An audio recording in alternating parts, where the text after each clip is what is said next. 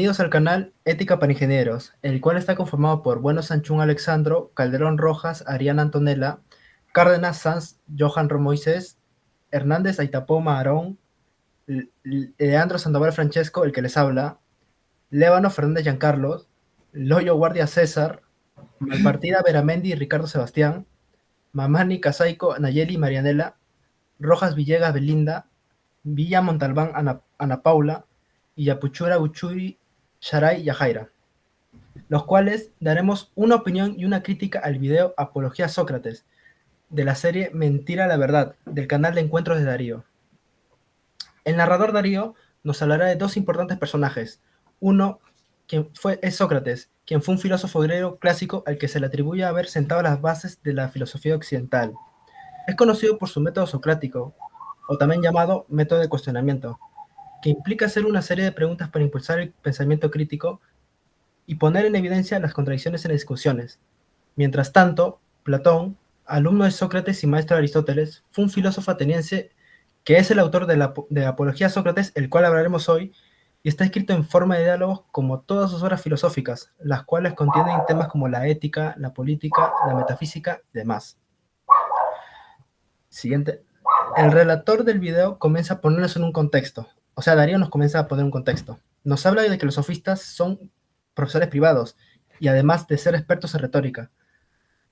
Sócrates, se peleará y debatirá con ellos debido a que no ejercen la idea de alcanzar una verdad y solo argumentan para ganar debates y discusiones.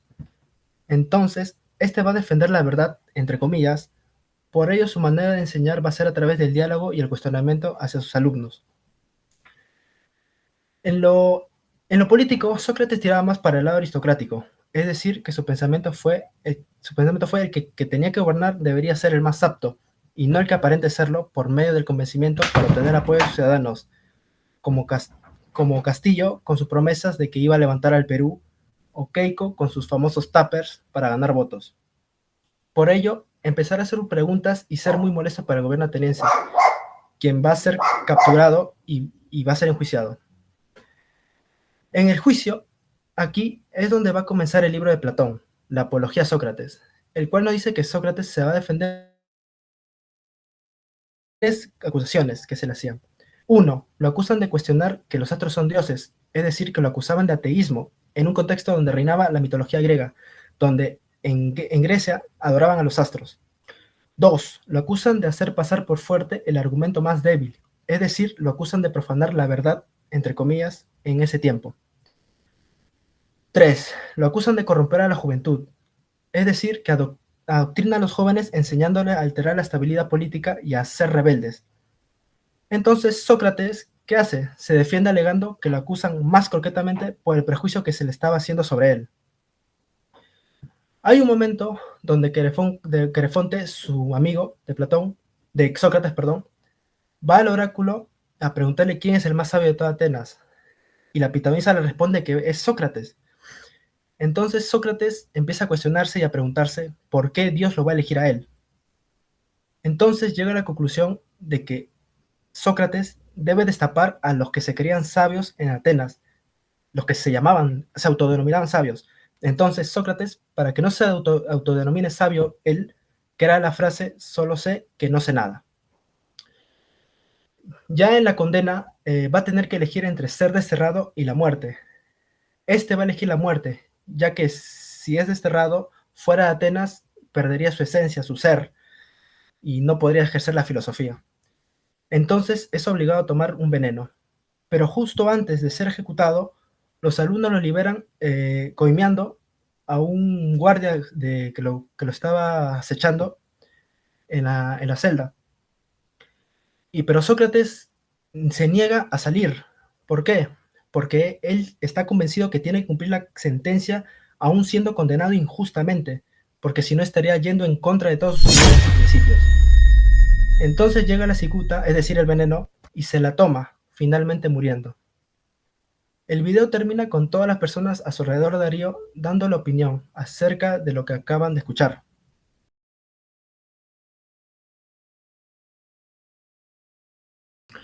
Yo creo que Sócrates hizo lo que era correcto desde su punto de vista. Lo que explica el relator, Darío, Me suena cuando en un juicio de nuestra actualidad una persona es acusada de un delito. Si sabemos que la persona fue inocente y estuvo en el lugar y momento inadecuado, se le acusa de ser culpable, el abogado le dice declárate culpable y tu castigo será menor. La persona, por consiguiente, dice que es inocente. Y esto es como Sócrates. El hecho de que la persona se declare culpable es asumir que él o ella cometió el delito. La verdad es una y el sistema como funcionó con Sócrates suena similar a cómo son los juicios ahora. Personalmente creo que debemos tener la convicción de lo que creemos, aunque a otras personas no les guste. Desafortunadamente hay situaciones en donde habrá intereses de por medio, es decir, que Sócrates estaba rompiendo con un sistema que otros los beneficiaba. Ya. Analizando el video daré a conocer los aspectos interesantes.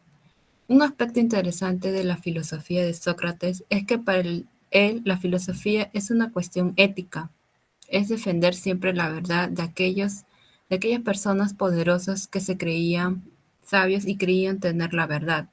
Sócrates enseñaba esto a sus alumnos, haciéndoles ver estas cosas, tratando de alguna manera de iluminar sus ideas y pensamientos de una sociedad ateniense, que no hacían más que vivir en un mundo de mentiras y verdades falsas. Sócrates enfatiza la importancia de preguntar y examinar todo, no aceptando nada como un valor absoluto. Y su frase célebre, solo sé que nada sé. ¿Qué impacto tuvo Sócrates en la sociedad? Estos tres aspectos fundamentales, el puesto central del hombre en la visión del mundo, el método de investigación basado en el diálogo y el elogio del gobierno, formado por expertos, parte del giro socrático. El cambio radical que Sócrates imprimió a la historia de la filosofía. ¿Cuál fue el legado que nos dejó Sócrates? Un legado aún más importante que recoge la ciencia cognitiva actual es que el que se refiere a la preocupación de Sócrates no solo por conocer a los hombres, sino por alentarlos a conocerse a sí mismos. Algunos algunos constructos como el pensamiento reflexivo, el pensamiento crítico y la metacognición ilustra lo dicho. Otro aspecto interesante es que para Sócrates la verdadera sabiduría residía en conocer que no se sabe nada. El método de este filósofo para alcanzar el verdadero conocimiento se basa en lo que se conoce como ironía socrática, es decir, un sistema que consistía en buscar la verdad mediante el diálogo.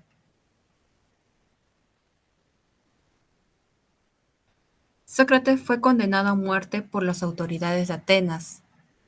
Tuvo la oportunidad de huir o retractarse de sus enseñanzas para salvar su vida. Sin embargo, eligió seguir sus principios éticos hasta el final, prefiriendo morir antes que comprometer su integridad. La muerte de Sócrates, al respetar sus ideas éticas, puede ser vista como un ejemplo inspirador de su compromiso a la verdad, integridad y valentía, así como también el rechazo a la corrupción e injusticia.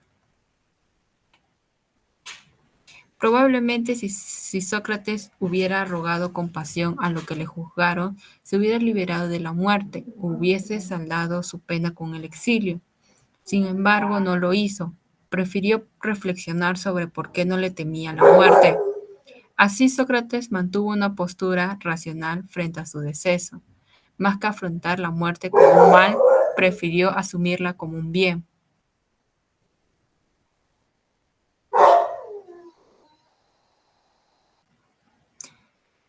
Ahora hablaremos sobre los aspectos en desacuerdo. Sócrates y la democracia. Sócrates creía, Sócrates creía que solo los más capacitados deberían gobernar porque el decidir el futuro de todo un pueblo era una responsabilidad demasiado grande como para dejar que gente ignorante tenga el poder de decidir. Hoy en día el Perú es un país democrático. Además, la democracia es considerada como una forma de gobierno justa y conveniente para vivir en armonía. En una democracia ideal, la participación de la ciudadanía es el factor que materializa los cambios.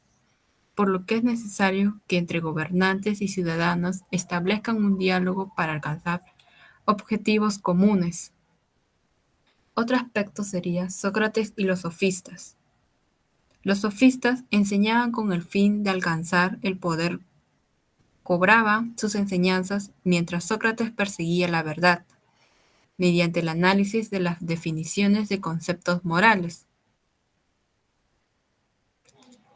Lo interesante de los sofistas era que cobraban por enseñar. Lo que ellos hacían era educar a los jóvenes para que sepan persuadir políticamente al pueblo.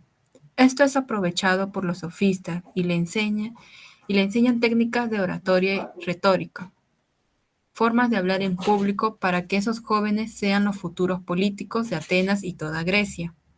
Obviamente a Sócrates los sofistas no le caían bien. Una de las cosas que más les molestaba a Sócrates era del que los sofistas cobraban por enseñar. Esto se debe a que en la antigüedad los grandes maestros no tenían esa costumbre, pero también los sofistas se anticiparon a lo que hoy es la profesionalización del docente. Hoy cualquier docente cobra por enseñar, y los sofistas ya lo hacían hace más de 2400 años, pero esto de algún modo a Sócrates ya lo molestaba.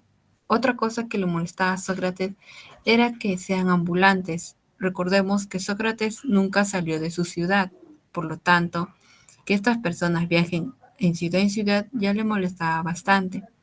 Esto también es un aspecto que no comparto porque viajar al extranjero o ya sea al interior de tu país te permite conocer o explorar otra cultura y ampliar la visión sobre la sociedad. Nos vuelve más flexibles y respetuosos, puesto que aprendemos a valorar las necesidades y los esquemas de pensamiento de las personas que conocemos.